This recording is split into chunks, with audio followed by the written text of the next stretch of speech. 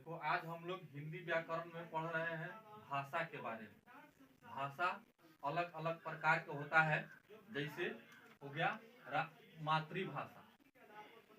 अब आता है कि मातृभाषा किसको कहते हैं। तो मातृभाषा जो भाषा हम अपने माँ परिवार से सीखते हैं उसको मातृभाषा कहते हैं।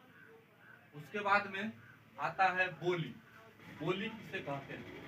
बोली स्थानीय भाषा को बोली कहते हैं, यानी कि हम अपने स्थान यानी कि आसपास में जो बोलते हैं उसको स्थानीय भाषा को बोली कहा जाता है।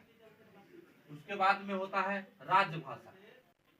राजभाषा सरकारी कामकाज की भाषा को राजभाषा कहते हैं, यानी कि सरकारी ऑफिस में जहां पर भी जाते हैं तो हम लोग क्या बोलते हैं, हिंदी बोलते हैं, तो उसको हम लोग राजभाषा कहते हैं।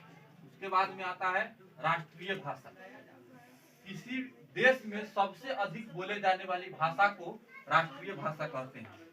किसी भी देश में सबसे अधिक जो भाषा बोला जाता है उसको हम लोग राष्ट्रीय भाषा कहते हैं।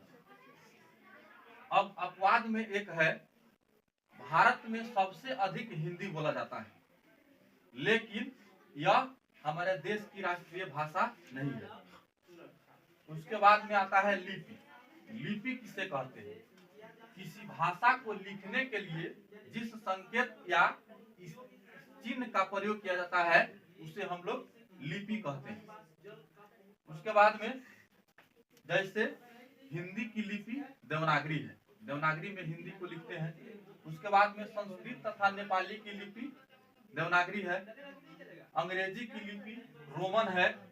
उर्दू की लिपि फारसी है और पंजाबी की लिपि